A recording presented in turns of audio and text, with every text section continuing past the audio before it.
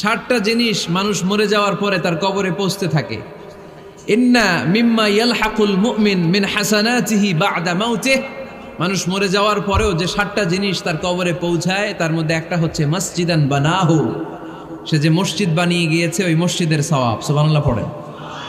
আপনি টাকা দিয়ে মসজিদ বানিয়ে দিলেন, ওই মসজিদে মুসল্লিরা নামাজ পড়ে, রোজাদাররা এসে ওখানে ইফতার খায়, তাহাজ্জুদ আদায়কারীরা তাহাজ্জুদ পড়ে, তাদের সওয়াবের কমতি হবে না, কিন্তু তাদের সওয়াবের একটা পার্সেন্টেজ সওয়াব যে ব্যক্তি মসজিদ বানালো তার আমলনামায় আল্লাহ ঢুকিয়ে দেয়। সুবহানাল্লাহ বলতে পারলেন না? হে নামাজি আমার ঘরে নামাজ পড়ো আজ, দিল মে তোমার চরণ তলে হৃদয় যায় না। আসসালামু আলাইকুম বন্ধুরা, আজকের এই ভিডিওটা অনেকটাই বেশি গুরুত্বপূর্ণ, কারণ এই ভিডিওটার মধ্যে আপনারা জানতে পারবেন যে কবরের মধ্যে আমরা মরে যাওয়ার পর কবরে আমাদের উপর কি আযাব করা হবে যদি আমরা নামাজ না পড়ে থাকি। নামাজ না পড়ে থাকার কারণে আমাদের উপর যে আযাবগুলো হবে সেই আযাবগুলো কথা এই ভিডিওতে তুলে ধরা হয়েছে। এবং এই চ্যানেলটি আমাদের দিন প্রচার করার উদ্দেশ্যে, এই চ্যানেলটিকে সাবস্ক্রাইব করে আমাদের পাশে থাকুন এবং আমাদেরকে সাহায্য করুন দিন প্রচার করতে। দিন প্রচার করার জন্য যদি চ্যানেলটিকে সাবস্ক্রাইব করে থাকুন, এই দিনই চ্যানেলটির ফজিলত আপনিও অংশীদার হবেন। চলুন সেই ভিডিওগুলো দেখে আসি যে কবরের কি আযাব হবে। এই নতুন বছরটা আমরা যেন বেশি বেশি আল্লাহর শুকরিয়া দিয়ে নতুন বছরটাকে সমৃদ্ধ করতে পারি, বেশি বেশি যেন আল্লাহর ইবাদত করতে পারি। নতুন বছরে আমরা শপথ নেই আমরা যেন অন্তরে হিংসা লালন না করি, বিদ্বেষ লালন না করি, আমরা নিজেরা যেন কাদা ছোড়াছুরি না করি, আমরা যেন মিলেমিশে একসাথে একাকার হয়ে যাই। আল্লাহ তুমি কবুল করো, আমরা পড়ি আমিন। 60টা জিনিস মানুষ মরে যাওয়ার পরে তার কবরে পৌঁছতে থাকে। ইন্না মিম্মা ইয়ালহাকুল মুমিন মিন হাসানাতিহি বা'দা মাউতিহি, মানুষ মরে যাওয়ার পরেও যে 60টা জিনিস তার কবরে পৌঁছায় তার মধ্যে একটা হচ্ছে মসজিদান বানাহু, সে যে মসজিদ বানিয়ে গিয়েছে ওই মসজিদের সওয়াব। সুবহানাল্লাহ পড়েন। আপনি টাকা দিয়ে মসজিদ বানিয়ে দিলেন, ওই মসজিদে মুসল্লিরা নামাজ পড়ে, রোজাদাররা এসে ওখানে ইফতার খায়, তাহাজ্জুদ আদায়কারীরা তাহাজ্জুদ পড়ে, তাদের সওয়াবের কমতি হবে না, কিন্তু তাদের সওয়াবের একটা পার্সেন্টেজ সওয়াব যে ব্যক্তি মসজিদ বানালো তার আমলনামায় আল্লাহ ঢুকিয়ে দেয়। সুবহানাল্লাহ বলতে পারলেন না? হে নামাজি আমার ঘরে নামাজ পড়ো আজ, দিল মে তোমার চরণ তলে হৃদয় যায় নামাজ। হে নামাজি আমার ঘরে নামাজ পড়ো আজ, দিল মে তোমার চরণ তলে হৃদয় যায় নামাজ। পড়েন আল্লাহু আকবার। কি সুন্দর লিখেছেন কাজী নজরুল ইসলাম। কাজী নজরুল ইসলাম খুব সুন্দর করে বলেছেন, মসজিদেরই পাশে আমায় কবর দিও ভাই, ঠিক কিনা? মসজিদেরই পাশে আমায় কবর দিও ভাই, যেন গোরে হতে মুয়াজ্জিনের আযান শুনতে পাই। আমার গোরের পাশে দিয়ে ভাই নামাজিরা যাবে, পবিত্র সেই পায়ের ধ্বনি এ বান্দা শুনতে পাবে। গোরা আযাব হতে গুনাহগার পাইবে রেহাই, মসজিদেরই পাশে আমায় কবর দিও ভাই। কত মানুষ নামাজি ভাই মসজিদাঙ্গিহীনাতে, আল্লাহর নামের জিকির করে লুকিয়ে গভীর রাতে। আমি তাদের সাথে ওই আল্লাহর নাম জপতে চাই, আল্লাহর নাম জপতে চাই। পড়েন সবাই, মসজিদেরই পাশে আমায় কবর দিও ভাই, যেন গোরে হতেও মুয়াজ্জিনের আযান শুনতে পাই। চিল্লায় পড়তে হবে আমিন। কি দরদ ছিল আমাদের জাতীয় কবি কাজী নজরুল ইসলামের মসজিদের পাশে আল্লাহ তুমি আমার কবর দিও, আল্লাহ এই দোয়াটা কবুল করে নিয়েছে, ঠিক কি না? ওনার কবরের পাশে মসজিদ আছে না নাই? আছে।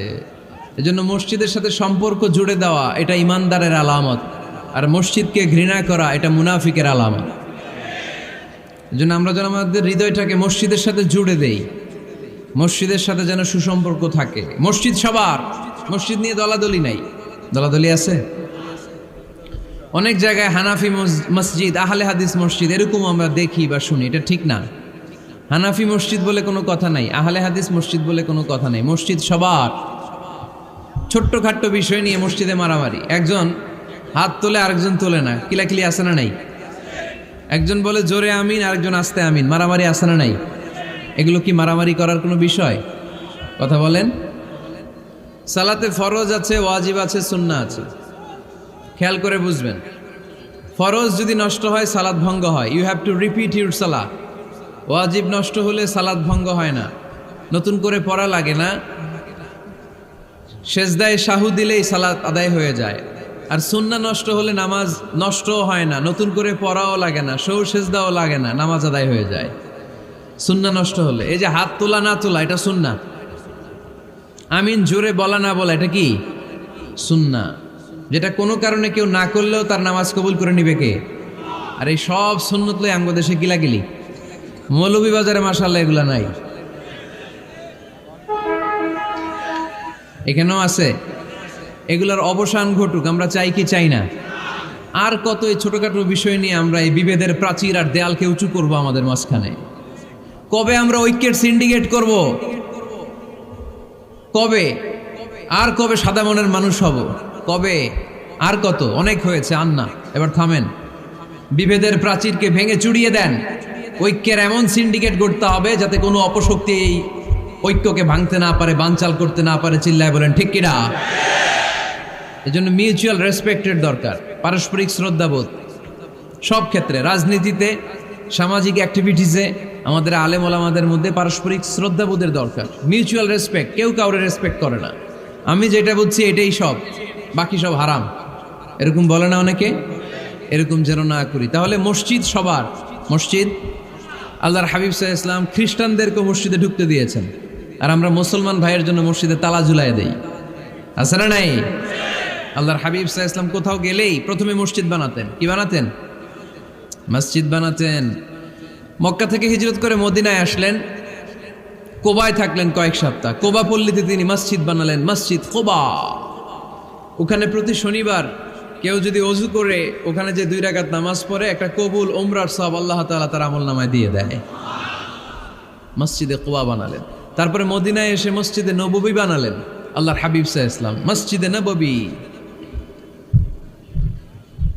এটা ছিল আল্লাহ রাসূল সাল্লাল্লাহু আলাইহি ওয়াসাল্লামের বৈশিষ্ট্য। কোথাও গেলেই তিনি মসজিদ বানাতেন, মসজিদে নববী। হায় রে, এখন তো কত সুন্দর মসজিদ আমরা দেখি, আমরা যে সালাত পড়ি। আল্লাহর হাবিব সাল্লাল্লাহু আলাইহি সাল্লামের সময় মসজিদে নববী কি এরকম ছিল? কথা বলেন। ফ্লোর ছিল বালুর ফ্লোর। কিসের ফ্লোর? আমাদের মসজিদের ফ্লোর কিসের? টাইলস। আর আল্লাহ রাসূল সাল্লাল্লাহু আলাইহি ওয়াসাল্লামের মসজিদে নববীর ফ্লোর কিসের? কথা বলে না তো, আওয়াজ করে উত্তর দেন না কেন? কষ্ট হচ্ছে? দুপুরে খাইছেন না সবাই? কেন খান নাই কেন? রোজা রাখছিলেন? হ্যাঁ, ফজর বাদে আইছি। আচ্ছা ঠিক আছে, ঠিক আছে। আচ্ছা আচ্ছা, সাউন্ড নাই, কথা শোনা যায় না? তো এটা শুনলা কেমনে?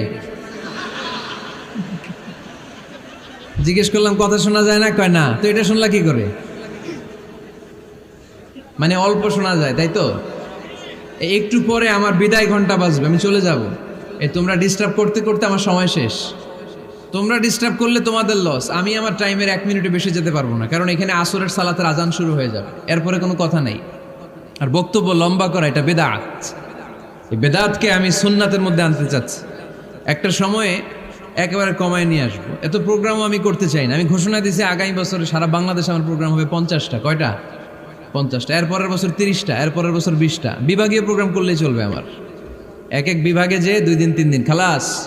এত দরকার নেই, এত লম্বা চূড়ার বক্তব্যের দরকার নেই। আধা ঘন্টা চুপ করে শুনেন, কয়েকটা মেসেজ ড্রপ করি, take it with you to your home, then practice and apply in the society.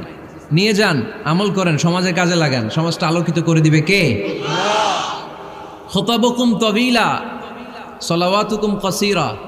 আল্লাহর হাবিব সাল্লাল্লাহু আলাইহি ওয়াসাল্লাম বললেন, কিয়ামতের একটা আলামত, কিয়ামতের আগে তোমাদের বক্তব্য হয়ে যাবে লম্বা, সালাত হয়ে যাবে খাটো। সালাতের পরে তাসবিহ পড়তে চায় না লোকজন, ব্যস্ত, মহাব্যস্ত, সুপার বিজি। কোত্থেকে আসলে এই ব্যস্ততা? আপনি রবের সাথে মুনাজাত, না যাই ইউনাজি মুনাজাত, আপনার রবের সাথে একাকী নীরবে কথা বলতে মনে চায় না আপনার? এত তাড়াহুড়ো কিসের?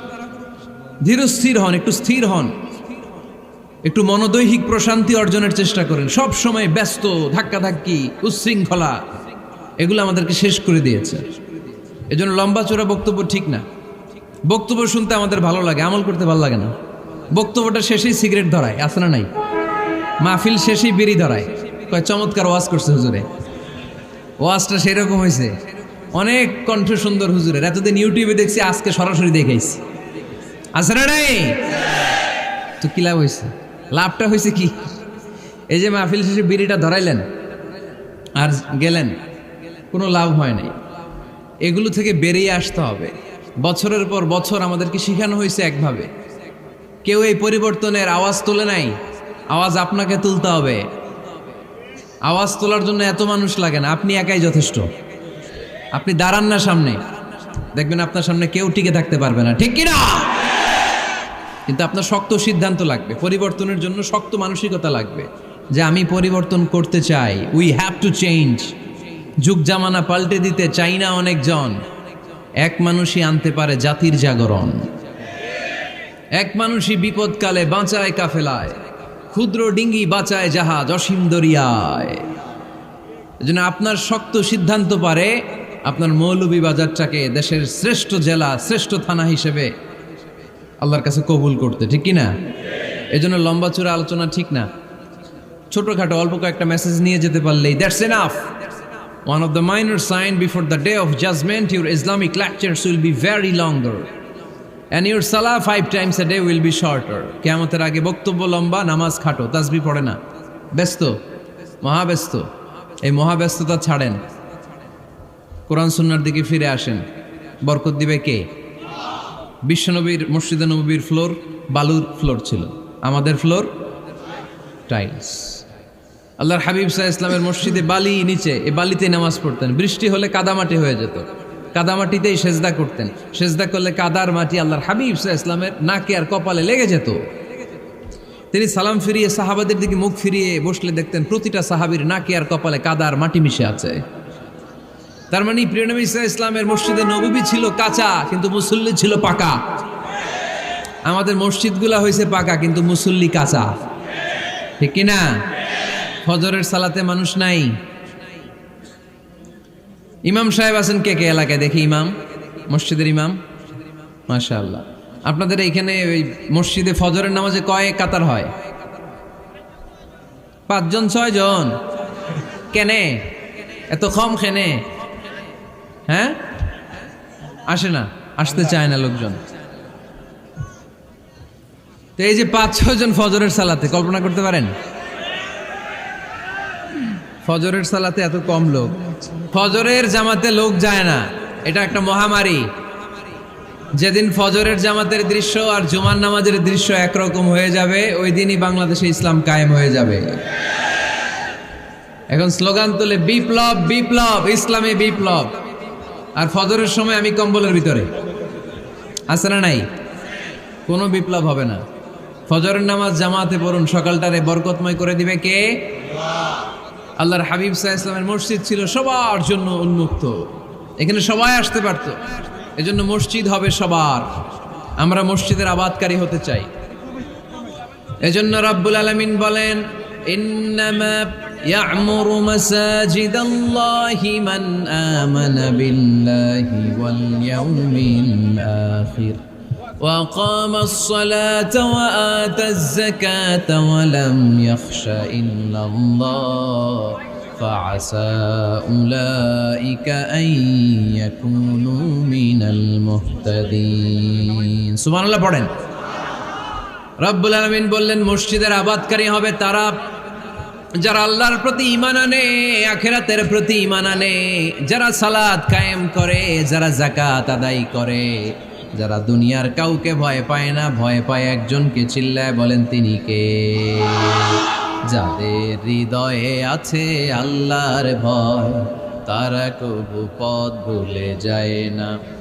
আল্লাহর প্রেম ছাড়া এই দুনিয়া কারো কাছে কোনো কিছু চায় না, ঠিক কিনা? তাহলে যারা মসজিদের আবাদকারী, এরা ভয় পায় একজনকে, চিল্লায় বলেন তিনি কে?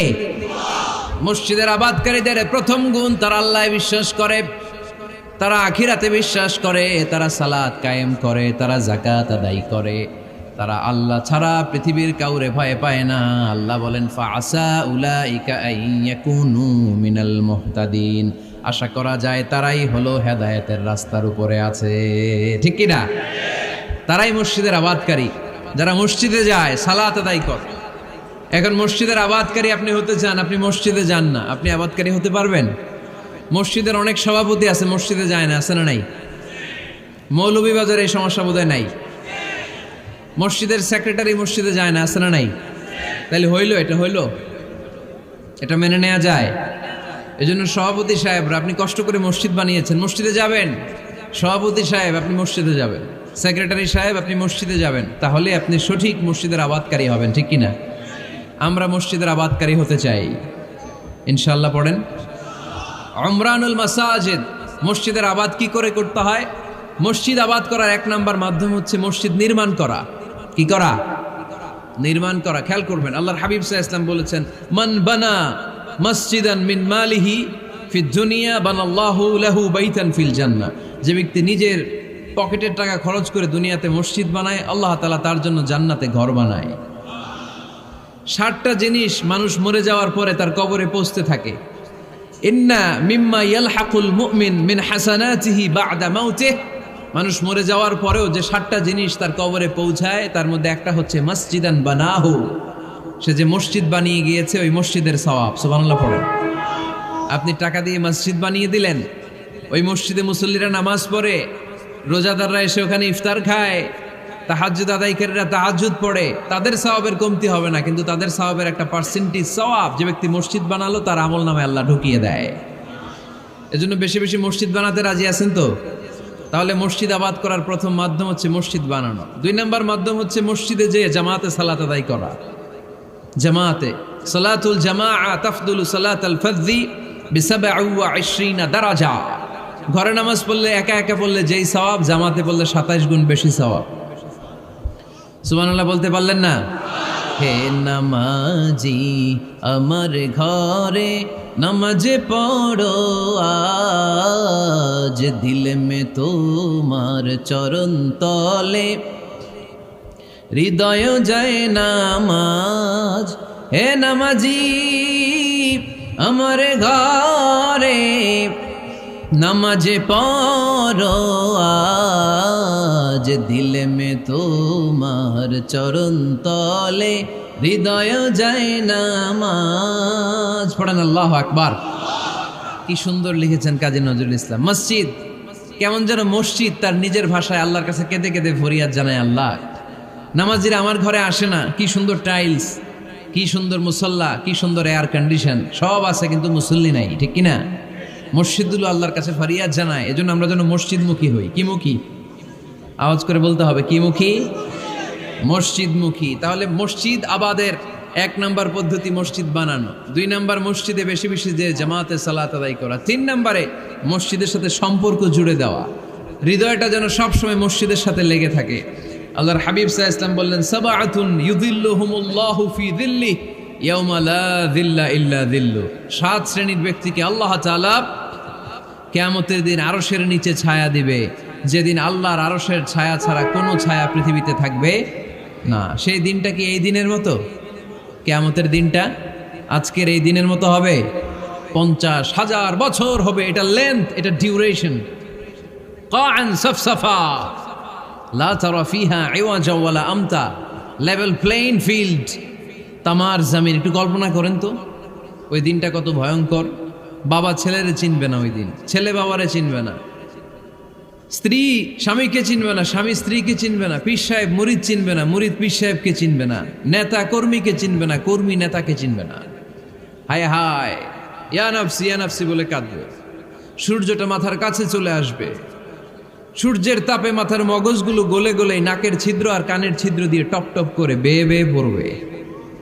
তৃষ্ণায় মানুষগুলো পাগল পাড়া, জিহ্বাটা বের হয়ে নাভি পর্যন্ত ঝুলতে থাকবে। সেদিন সবাই পাগলের মতো ছুটতে থাকবে, কোনো ছায়া নাই আল্লাহর আরশের ছায়া ছাড়া। আল্লাহর হাবিব বললেন 7 শ্রেণীর ব্যক্তিকে আল্লাহ তাআলা আরশের নিচে ছায়া দিবেন। এর মধ্যে 1 শ্রেণীর ব্যক্তি রাজুলুন কলবুহু মুআল্লাকুন বিল মাসাজিদ, ওই ব্যক্তি যার হৃদয়টা সবসময় আল্লাহর মসজিদের সাথে লেগে থাকে। মসজিদের সাথে যার হৃদয় লেগে থাকে তাকে আরশের নিচে ছায়া দিবে কে? এজন্য মসজিদের সাথে যেন আমাদের হৃদয়গুলো লেগে থাকে। অনেকেই দেখবেন এত ভালো নামাজে জোহর পরে টেনশন করে আসরটা কই পড়বো, আসর পরে চিন্তা করে মাগরিবের সময় আমি কোথায় থাকবো, মাগরিবের সময় টেনশন, এশাটা হয়ে গেলেই তো শেষ। এরকম লোক আছে না নাই? এদেরকে সেই কঠিন ভয়াবহ দিনে আরশের নিচে ছায়া দিবে কে? তারপরে মসজিদ আমাদের 4 নাম্বার পদ্ধতি, মসজিদকে পরিচ্ছন্ন রাখা, মসজিদকে ঝাড়ু দেয়া। মসজিদকে যারা পরিষ্কার করে তাদের হৃদয়ের যন্ত্রণা দূর করে দেয় কে? সাইয়েদনা ইব্রাহিম আলাইহিস সালাম এবং ইসমাঈল আলাইহিস সালামকে আল্লাহ তাআলা আদেশ করেছেন তাহহিরা বাইতিয়া লিত-তাইফিনা ওয়াল আকিফিনা ওয়ার রুকআই সুজুদ। হে ইব্রাহিম, ইসমাঈল, বাপ বেটা দুইজন মিলে মসজিদ ঝাড়ু দাও। কি ঝাড়ু দাও? মসজিদেরি ঝাড়ু বড়দার ও কমারে হাত শোনো আমারে মুনাজাত। পড়েন, শোনো শোনো ইয়া ইলাহি আমারে মুনাজাত, শোনো আমারে মুনাজাত। পড়েন আমিন। মসজিদ ঝাড়ু দাও, মসজিদ আমাদের অন্তর্ভুক্ত। আপনারা কেউ কোনোদিন মসজিদ ঝাড়ু দিয়েছেন নাকি? কে কে দিয়েছেন দেখি? সবাই সবাই মসজিদের খাদেম?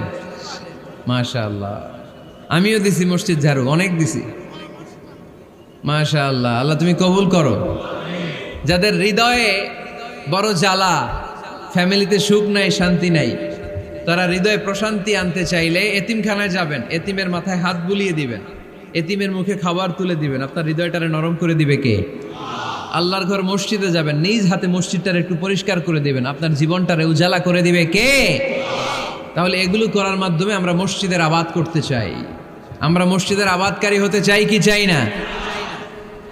আল্লাহর ঘর মসজিদ আবাদ করার মতো শ্রেষ্ঠ কাজ পৃথিবীতে হতে পারে না। এই মসজিদের কিছু আদব আছে, আল্লাহ রাসূল সাল্লাল্লাহু আলাইহি ওয়াসাল্লাম বলেছেন এই আদবগুলো মেনটেন করে যেন আল্লাহর ঘর মসজিদের সাথে আমরা ব্যবহার করি।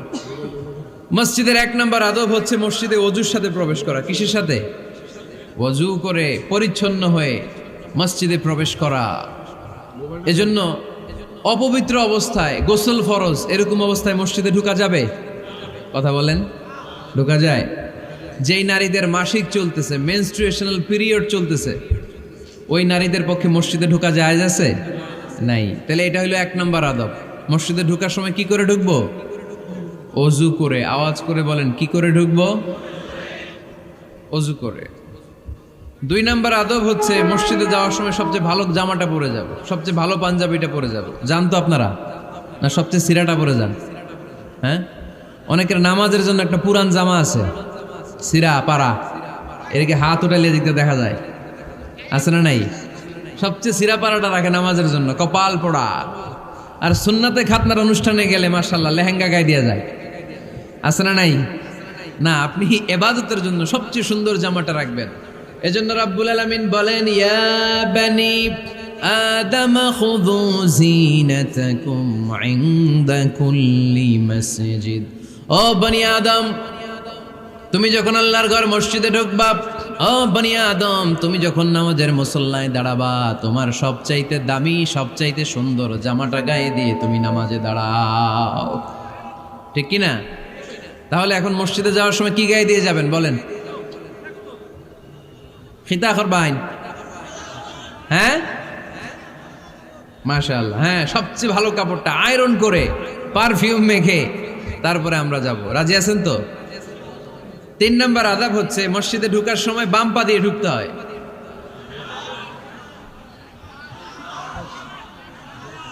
কোন পা? আরো জোরে। এদেরকে গুতা মারা লাগে, নাইলে আওয়াজ বাড়ে না, এরকম ভলিউম টাইট করতে হয়। ভলিউম হাই করলে আর পরে বাড়ে, এমনি বলতে চায় না। আর ঘটনা কি? হ্যাঁ, খায় নাই। বদরের যুদ্ধ হয়েছিল রমাদানে, কোনো সাহাবী খায় নাই, না খাইয়া একেবারে সাইজ করে দিছে কাফেরদেরকে। আমরা না খেলেও আমাদের হৃদয়ে ইমানি শক্তি আছে না নেই? এই তো বোঝা যাচ্ছে ইমানি শক্তি আছে। এতক্ষণ আছিল কই? তো মসজিদে ঢোকার সময় কোন পা দিয়ে? এগুলো মনে থাকে আমাদের? ভুলা যাই আমরা, খেয়াল থাকে না তো এগুলা। এত কিছু মনের মধ্যে রাখলে এগুলো মনে থাকবে কেমনে? মসজিদে ঢোকার সময় কোন পা? আরো জোরে। বেরোয়ার সময় কোন পা? মনে থাকবে? মসজিদে যখন ঢুকবেন ডান পা দিয়ে ঢুকবেন, আর দোয়া পড়বেন আউযু বিল্লাহিল আযীম ওয়া বিওয়াজহিল কারীম ওয়া সুলতানিহিল কদীম মিনাশ শাইতানির রাজীম। বিষ্ণু সাল্লাল্লাহু আলাইহি ওয়াসাল্লাম বললেন, যে ব্যক্তি মসজিদে ঢোকার সময় এই দোয়াটা পড়বে, শয়তান আফসোস শুরু করে। সে বলে, হায় হায়, আজকের দিনের জন্য, সারা দিনের জন্য তো তুই আমার ওয়াসওয়াসা থেকে বেঁচে গেলি। আজকের সারা দিনের জন্য তোরে আমি হারালাম, আজকের সারাটা দিন আল্লাহর পক্ষ থেকে প্রোটেকশন নিয়ে তুই বেঁচে গেলি। আজকের জন্য যা, কালকে তোরে আমি ধরবো। এজন্য এই দোয়াটা পড়ার দরকার আছে না?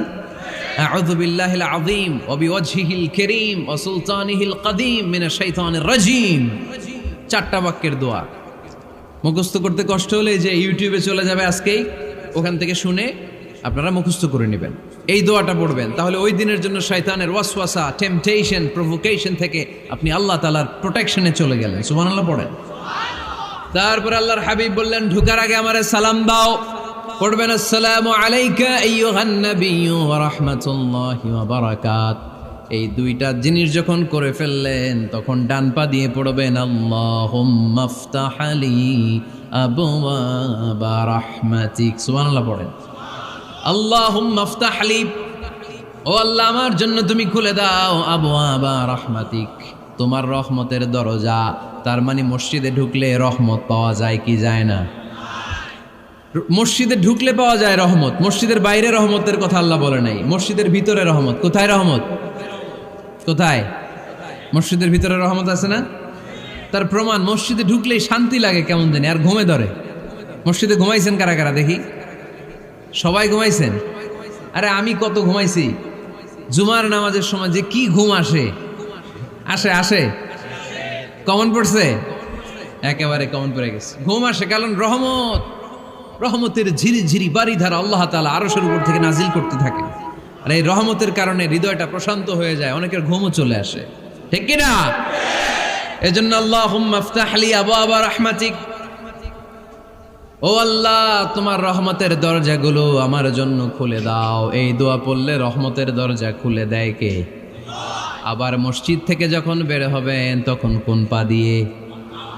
জোরে বলেন। বাম পা দিয়ে কি পড়বেন? আল্লাহুম্মা ইন্নী আসআলুকা মিন ফাদলিক, ও আল্লাহ তোমার কাছে আমি তোমার পক্ষ থেকে ফদল চাই, মানে রিজিক চাই। রিজিক দেওয়ার মালিক কে?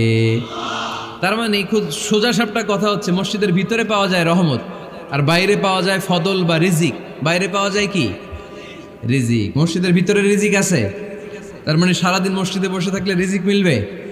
নামাজের সময় নামাজ পড়তে হবে, কাজের সময় কাজ করতে হবে। এটাই হচ্ছে ইসলামের বিধান। নামাজের সময় নামাজ, কাজের সময়। আমি প্রশ্ন করব, আওয়াজ করে উত্তর দেন। নামাজের সময়, কাজের সময়, নামাজের সময়, কাজের সময়। এটা মনে থাকবে।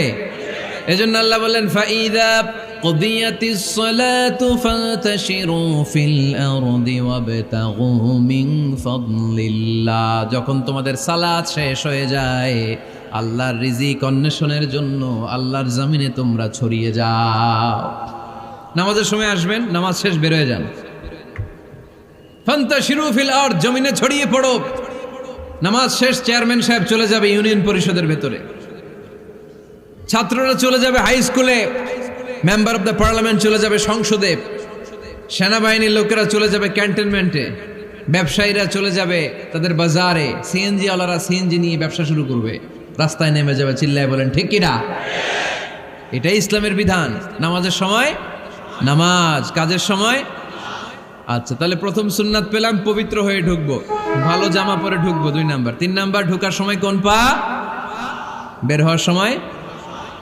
4 নাম্বার, মসজিদে ঢুকেই 2 রাকাত। মসজিদে ঢুকে কয় রাকাত পড়েন আপনারা? তাহিয়াতুল মসজিদ, মসজিদে আপনি ওয়েলকাম জানাবেন, ঢুকেই 2 রাকাত পড়বেন, ওযু করলেই 2 রাকাত। আল্লাহর হাবিব সাল্লাল্লাহু আলাইহি ওয়াসাল্লাম মসজিদে নববীতে জুমার খুতবা দিচ্ছেন। খুতবা চলাকালীন সময়ে এক সাহাবী এসে মসজিদের মধ্যে বসে পড়লেন। আল্লাহর হাবিব সাল্লাল্লাহু আলাইহি ওয়াসাল্লাম সাহাবীরে বললেন দাঁড়াও। সাহাবী দাঁড়ালেন।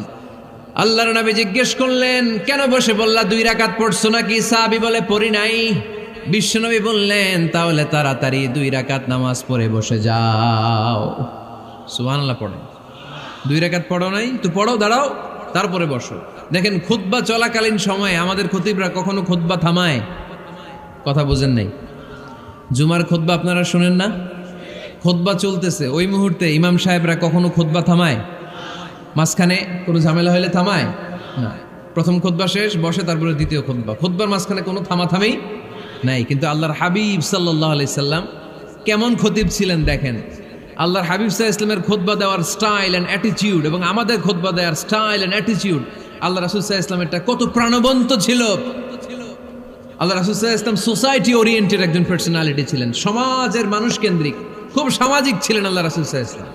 তিনি দেখলেন একজন বসে পড়ছে, উনি খুতবা থামায় দিলেন। জুমার খুতবা থামায় বললেন এই নামাজ পড়ছো না, পড়ো 2 রাকাত পড়ো। আবার খুতবা শুরু করলেন। সুবহানাল্লাহ পড়বেন না? একবার তিনি খুতবা দিচ্ছেন, দেখলেন আল্লাহ রাসূল সাল্লাল্লাহু আলাইহি ওয়াসাল্লামের 2 জন নাতি হাসান আর হুসাইন রাদিয়াল্লাহু তাআলা আনহুমা, ছোট্ট মানুষ, কাতারের ভিতরে ঢুকে কোনো সাহাবী টুপি টান দেয়, কারো পাগড়ি ধরে টান দেয়, একজন এদিকে দৌড় দেয়, আরেকজন ওদিকে দৌড় দেয়। মসজিদে একটা ডিস্টার্ব হচ্ছে। আল্লাহর হাবিব সাল্লাল্লাহু আলাইহি ওয়াসাল্লাম খুতবা থামিয়ে দিলেন, মিম্বার থেকে নেমে আসলেন, 2 নাতিকে 2 হাতে ধরলেন, ধরে আস্তে করে জান্নাতের এই 2 সর্দারকে নিয়ে মিম্বারের উপরে দাঁড়ালেন। এই হাতে এই নাতি, ওই হাতে আরেক নাতি। এরপর দাঁড়িয়ে দাঁড়িয়ে তিনি বাকি খুতবা দিলেন। পড়েন সুবহানাল্লাহ। কত প্রাণবন্ত খুতবা। উনিও খুতবা দিতেন, আমরাও খুতবা দেই। আল্লাহর হাবিব সাল্লাল্লাহু আলাইহি ওয়াসাল্লাম খুতবা দিচ্ছেন, এক সাহাবী এসে বলল ইয়া রাসূলুল্লাহ, মদিনায় দুর্ভিক্ষ, বৃষ্টি নাই, আপনি বৃষ্টির দোয়া করেন। রাসূল সাল্লাল্লাহু আলাইহি ওয়াসাল্লাম খুতবা থামায় দিলেন, থামায় দিয়ে দোয়া শুরু করলেন। আল্লাহুম্মা আসকিনা গাইসান মুগীসান মারিআন মুরিআন নাফিআন গায়রা দার আজিলান গায়রা আজল। আল্লাহ উপকারে বৃষ্টি দেন, যে বৃষ্টিতে আমাদের ফসল জন্মাবে, সবুজ ঘাস লতা পাতা জন্মাবে, আমাদের গবাদি পশুর রিজিক বাড়বে, এরকম উপকারে বৃষ্টি আমাদেরকে দিয়ে মদিনাটারে ধন্য করে দেন। বৃষ্টি শুরু হলো, জুমাবার বৃষ্টি, শনি রবি সোম মঙ্গল বুধ বৃহস্পতি শুক্র, টানা 7 দিন বৃষ্টি। এবার বৃষ্টির চোটে মদিনায় বন্যা হয়ে গেছে। এতদিনে দুর্ভিক্ষ, এতদিনে কি? এখন বৃষ্টির বরকতের দোয়া করছে, বৃষ্টিতে এবার বন্যা। যেই সাহাবী বৃষ্টির জন্য দোয়া করতে বলেছিলেন, পরের জুমাবারের খুতবার সময় এসে ওই সাহাবী বলেন ইয়া রাসূলুল্লাহ, আবার খুতবার মাঝখানে ইয়া রাসূলুল্লাহ, আর বৃষ্টির দরকার নাই, আর দরকার নেই, এবার বৃষ্টি বন্ধের দোয়া করেন। আল্লাহর হাবিব সাল্লাল্লাহু আলাইহি ওয়াসাল্লাম খুতবা থামিয়ে আবার বন্ধের দোয়া, আল্লাহুম্মা হাওয়ালাইনা ওয়ালা আলাইনা, হে আল্লাহ আমাদের চারিদিকে দেন, মদিনাতে আর বৃষ্টির দরকার নাই। চিল্লায় পড়েন সুবহানাল্লাহ। এজন্য খতিব হবে এরকম প্রাণবন্ত খতিব। সমাজে কি চলে, কি ক্রাইসিস, কি সংকট, ইয়াংরা কোন সমস্যায় ভোগে, আমাদের রাজনৈতিক অঙ্গনে কি সমস্যা, আমাদের অর্থনৈতিক অঙ্গনে কি সমস্যা, আমাদের সামাজিক অঙ্গনে কি সমস্যা, আমাদের পরিবারগুলোর ভেতরে কি ঝামেলা, প্রত্যেকটা কথা মসজিদের মিম্বার থেকে আসার দরকার আছে না নাই? আল্লাহর হাবিব সাল্লাল্লাহু আলাইহি ওয়াসাল্লাম এভাবেই সমাজকে ঠিক করে দিতেন। 2 রাকাত মসজিদে ঢুকে আজকে থেকে আমরা পড়ব। মসজিদে ঢুকলেই কয় রাকাত মনে থাকবে না ভুলে যাবেন? তারপরে আল্লাহর হাবিব সাল্লাল্লাহু আলাইহি ওয়াসাল্লাম বলেছেন খবরদার কবরের উপর মসজিদ বানিও না। কবরস্থান একদিকে, মসজিদ আর একদিকে। কিন্তু বাংলাদেশে মসজিদের সাথে কবর মিলানো আছে না নাই? ছোট্ট একটা মসজিদ, কিন্তু এত বড় বাবার কবর আছে না নাই? না, এগুলো করবেন না আপনি। আগে হবে মসজিদ, পরে কবরস্থান। যেমন মসজিদে নববী হয়েছে আগে, তারপরে বিশ্বনবীর কবর এখানে আছে না নাই? মসজিদে নববী প্রতিষ্ঠিত হয়েছে আগে, পরে বাকি কবরস্থান আছে না নাই? কিন্তু কোন আল্লাহর ওলির কবরস্থানের উপরে যদি মসজিদ বানান, তার উপর লানাত দিয়েছে কে? লা'আনা রাসূলুল্লাহ আলাল ইয়াহুদ ওয়ান নাসারা ইত্তাখাযু কুবুর আমবিয়াইহিম মাসাজিদা। আল্লাহর রাসূলের লানত ইহুদি নাসারাদের উপর, কারণ ইহুদি আর নাসারাদের একটা খাসলাত, একটা বৈশিষ্ট্য ছিল, তারা তাদের নবীদের কবরের উপরে মসজিদ বানায় ফেলতো। এটা করা যাবে? এজন্য এলাকায় এলাকায় এই ঝামেলা, কবর আর মসজিদ হবে আলাদা। আবার মসজিদের কেবলার দিকে যেন কবরস্থান না হয়, তাহলে শিরক হওয়ার সম্ভাবনা আছে না নাই? খুব সাবধান, আল্লাহ সব মাফ করে কিন্তু শিরক মাফ করে না, ঠিক কি না? শিরক হচ্ছে মহাপাপ, সব পাপের বাপ। এজন্য আমরা সব করলেও শিরকের গুনাহ মুসলমান কখনো করতে পারে।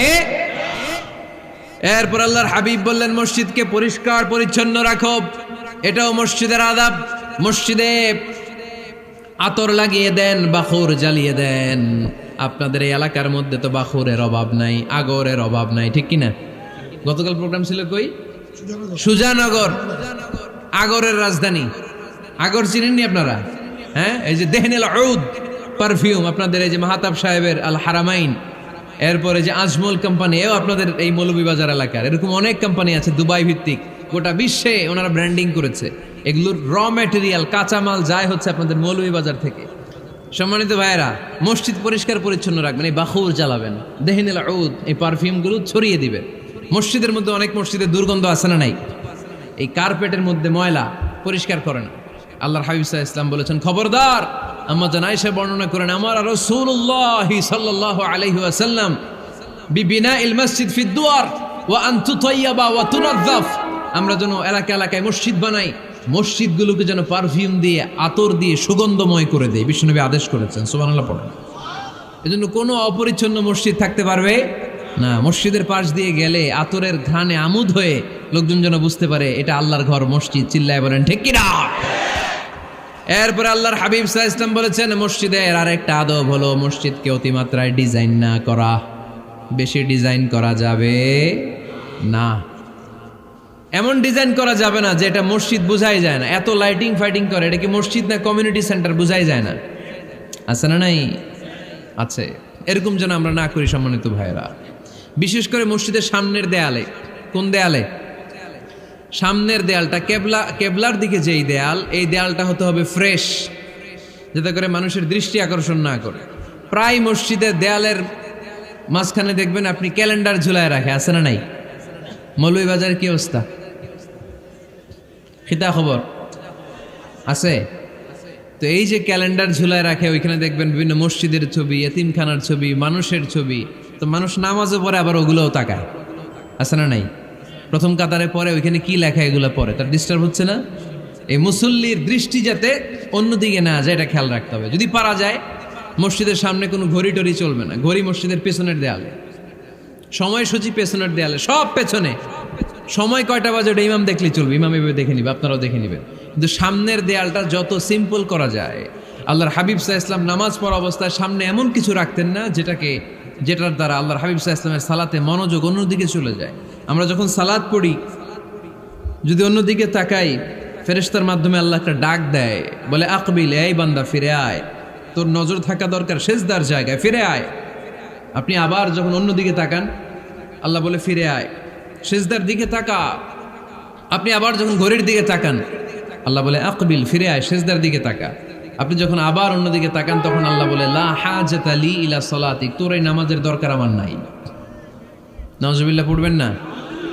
তোর এই নামাজের দরকার আমার নাই। অজু করে কষ্ট করে যাকে খুশি করার জন্য আপনি সালাতে দাঁড়ালেন, উনি যদি বলে এই নামাজের দরকার নাই, তা কার জন্য নামাজ পড়লেন আপনি? কথা কি বুঝতে পেরেছেন? এই জন্য এলাকার গণ্যমান্য ব্যক্তিবর্গ আছে, আমাদের চেয়ারম্যান সাহেব আছে, আরো অন্যান্য বিজনেস ম্যাগনেটরা আছে। আপনারা মসজিদ যখন নির্মাণ করবেন, সামনের দেয়ালটা যত সাদামাটা হতে পারে ততই ভালো। এমনকি জায়নামাজের মধ্যে এখন কাবা ঘরের ছবি আছে না নাই? আছে না? কি মুসলমান আমরা, নিজের কাবারে নিজে লাথি মারি নামাজের আগে, মনের অজান্তে নিজের কাবাকে নিজে লাথি মারছি। এরকম জায়নামাজ ব্যবহার করা নিষেধ। চিল্লায় বলেন ঠিক কিনা? সাদা ফ্রেশ জায়নামাজ বাজারজাত করেন, আপনাদের সিদ্ধান্তই ওনাদের ব্যবসা বয়কট হয়ে যাবে। আপনারা যদি এখন থেকে মসজিদের মিনারা আর কাবা ঘরের যে প্রতিকৃতি বা ছবি, এরকম ছবি সম্বলিত জায়নামাজ কিনা বন্ধ করে দেন, এদের মার্কেট থাকবে? কথা বলেন। কালকে থেকে আমরা জায়নামাজ কেনার সময় ফ্রেশ জায়নামাজ কিনবো। কোনো মসজিদ, কোনো মিনার, আমাদের কাবা ঘরের ছবি সম্বলিত কোনো জায়নামাজ কিনা যাবে? আওয়াজ করে বলেন, যাবে? যাবে না। এগুলো হচ্ছে মসজিদের আদাব, এগুলো রক্ষা করে মসজিদে ঢোকার দরকার আছে না নাই? পৃথিবীতে 3টা মসজিদ সবচাইতে শ্রেষ্ঠ মসজিদ, কয়টা? আওয়াজ করে বলেন না। 1 নাম্বার মসজিদুল হারাম, ফাওয়াল্লু উজুহাকুম শাতরা, যেখানেই তোমরা নামাজ পড়ো না কেন মসজিদের হারামের দিকে হয়ে নামাজ পড়ো। কেবলা কোন দিকে আজকে? এদিকে, এইদিকে কেবলা। আমি যদি এদিকে হয়ে পড়ি নামাজ হবে না? হবে না কেন? কারণ কেবলামুখী হয়ে নামাজ পড়া ফরজ। চিল্লায় বলেন ঠিক কিনা? মসজিদুল হারাম পৃথিবীর প্রথম মসজিদ।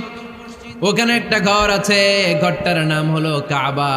ইন্না আউওয়ালা বাইতিন উদিআ লিন-নাসি লাল্লাযী বিবাক্কাতা মুবারাকা। এই পৃথিবীর প্রথম ঘর, যেই ঘরটা স্থাপিত হয়েছে বাক্কা শহরে। বাক্কা মক্কার আগের নাম, এখন শহরের নাম মক্কা। আগে নাম ছিল কি? সবাই বলেন, কি নাম ছিল? বাক্কা। এটা পৃথিবীর আদি ঘর। সব নবীদের পরশধন্য পদধূলিতে এই জায়গাটা বরকতময় হয়েছে। এটা এমন ঘর যেই ঘরের চারদিকে 1 রাকাত নামাজ পড়লে 1 লক্ষ রাকাতের সওয়াব পাওয়া যায়। হজ উমরা করেছেন কে কে দেখি? হজ উমরা করেছেন আপনারা না? মাশাআল্লাহ। আমরা যারা করতে পারি নাই, আল্লাহ তাদেরকেও তৌফিক দাও। আমরা যেন এই কাবা ঘরে যে প্রাণ ভরে সালাত আদায় করতে পারি, আল্লাহ তৌফিক দান করো। আমরা যেন মসজিদে নববীতে যে প্রাণ ভরে সালাত পড়তে পারি, তৌফিক দান করো।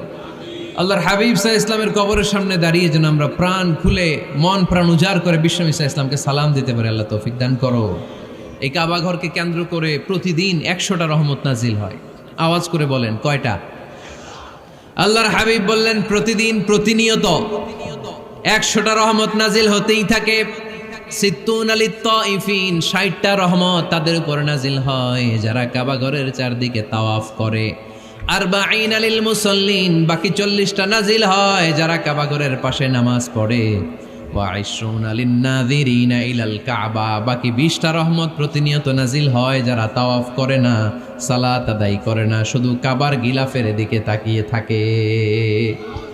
কাবার দিকে তাকায় থাকলেই সওয়াব। সুবহানাল্লাহ পড়েন। 1 রাকাতে কয় লক্ষ রাকাতের সওয়াব? এজন্য আল্লাহর হাবিব সাল্লাল্লাহু আলাইহি ওয়াসাল্লাম বলেছেন, লা তুশাদ্দুর রিহাল ইল্লা ইলা সালাসাতি মাসাজিদা। স্পেশাল ভার্চু এন্ড রিওয়ার্ড, বিশেষ সওয়াবের নিয়তে পৃথিবীর এই 3টা জায়গা ছাড়া কোথাও নিয়ত করে ভ্রমণ করা জায়েজ নাই। 1 হচ্ছে মসজিদুল হারাম, 2 হচ্ছে মসজিদ নববী, 3 হচ্ছে মসজিদুল আকসা। এই 3টা মসজিদ ছাড়া পৃথিবীর কোনো মসজিদে নিয়ত করে সফর করা যাবে না। বিশেষ নিয়তে সফর করা যাবে না, যে আমি যদি এই মৌলভীবাজারের জামে মসজিদে যাই বেশি সওয়াব পাওয়া যাবে, এই নিয়তে সফর করা যাবে না। বেশি সওয়াব শুধু এই 3 মসজিদে। মসজিদুল হারামে 1 রাকাতে কত রাকাতের সওয়াব? কথা কয় না, বুঝে নাই বোধহয়। কয় লক্ষ?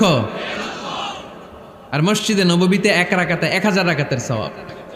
আরেক বর্ণনায় আছে 50,000, বর্ণনাটা দুর্বল। সহিহ বর্ণনায় এসেছে 1 রাকাতে 1000 রাকাতের সওয়াব।